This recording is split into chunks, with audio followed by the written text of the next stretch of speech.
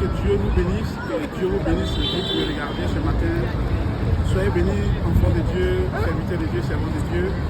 Avant de commencer cette vidéo, j'aimerais bien rendre hommage à tous les serviteurs de Dieu, à tous les servants de Dieu, ceux-là même qui, sans grand moyen, s'attellent à ce que le royaume de Dieu avance.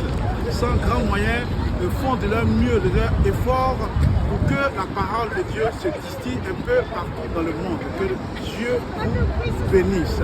Et de par ce message aussi, j'aimerais rendre hommage à cet homme de Dieu que je ne connais pas au niveau de la Côte d'Ivoire, dont la vidéo a été publiée sur les réseaux sociaux. Voilà. Donc vous voyez un peu combien de fois les hommes de Dieu souffrent. Voilà. Pour payer leur salle, ils n'ont pas grand moyen, mais ils se débrouillent autant que se peut pour que l'évangile de Jésus-Christ avance. Voilà. Donc j'aimerais rendre gloire et hommage à tous ces hommes de Dieu, à tous ces hommes de Dieu, servants de Dieu. Que vraiment le Seigneur vous fortifie, vraiment que vous ayez vraiment du courage, prenez toujours courage. Parce qu'il est dit dans la Bible que nous serons persécutés à cause du nom de Jésus-Christ que nous annonçons. Moi, mais qui sont en train de vous parler, mes comptes Facebook ont été bloqués simplement parce qu'on me dit que je fais la publicité de Jésus. Donc mes 3 comptes Facebook ont été bloqués. Mon compte Facebook personnel, mais aussi celui du ministère et voilà. Un autre compte Facebook que j'ai créé aussi a été bloqué, mais cela n'est pas bien grave. Cela ne nous arrêtera pas à propager l'évangile de Jésus-Christ de Nazareth. Sur ce, nous sommes toujours dans la mission. Voilà, nous sommes dans cette mission-là de pouvoir toujours annoncer Christ. Voilà. Donc cette étape encore, nous avons fait la première étape sur les champs et sur la tour d'Eiffel. Aujourd'hui, nous sommes sur les Champs-Élysées. Donc, comme vous le constatez, nous sommes en direct des Champs-Élysées et nous aimerions dire au peuple de Dieu qui nous suit présentement que Jésus est bon, Jésus est fidèle. Jésus est celui-là même qui est la référence. Et Jésus est celui-là même qui est venu mourir sur la croix de Golgotha pour que nous ayons la vie. Bien aimé, le prix que Christ a payé, nous ne pouvons pas payer ce Christ. Nous ne pouvons pas, du moins, se payer ce prix-là. Christ s'est battu. Christ est venu dans le monde pour que nous passions des ténèbres à la lumière. Alléluia. Donc, moi qui me suis ce matin, accepte Jésus. Voilà. Et par devers ce message, j'aimerais que nous prenions la Bible. Nous allons dans le livre de 2 Rois, chapitre 13, verset 21. Et ce passage-là parle de qui? Ce passage-là nous parle d'un homme de Dieu, de notre prophète Élisée. En fait, le prophète Élisée était un serviteur de Dieu du temps de Jérusalem, du temps d'Israël. C'était un homme de Dieu.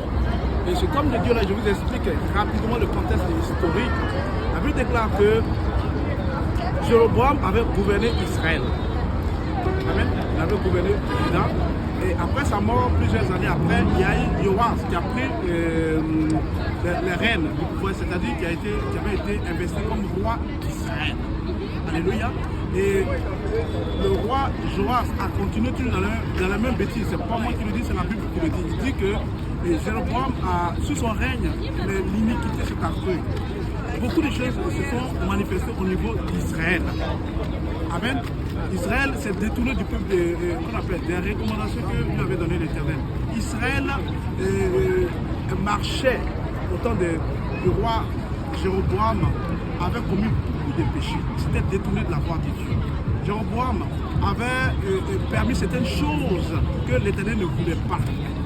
C'était mélangé à d'autres peuples. Donc ils ont commis beaucoup d'autres choses, d'autres péchés, l'idolâtrie et beaucoup de choses qui étaient en horreur à l'Éternel. Et donc, après la mort de Jéroboam, plusieurs années plus tard, le roi va venir prendre le pouvoir. Mais lui, au contraire aussi, il ne va pas améliorer en fait le comportement du peuple d'Israël d'alors. Il va toujours continuer dans la même bêtise, c'est-à-dire l'idolâtrie.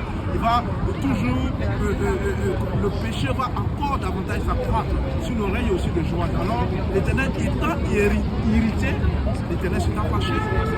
Il va envoyer un peuple ennemi, c'est-à-dire les Moabites, venir les attaquer. Donc les Moabites, tout le temps, étaient aux trousses du peuple d'Israël. Comme quoi, parce que Dieu n'a pas accepté, n'a pas agréé en fait le comportement de ces différents rois-là qui ont suscité à la tête d'Israël. au lieu de conduire le peuple dans la sainteté, dans la sanctification, dans l'adoration du vrai Dieu réel, mais ils ont préféré toujours laisser le peuple et aller de péché en péché, aller de mauvaises choses en mauvaises choses, aller de pire en pire.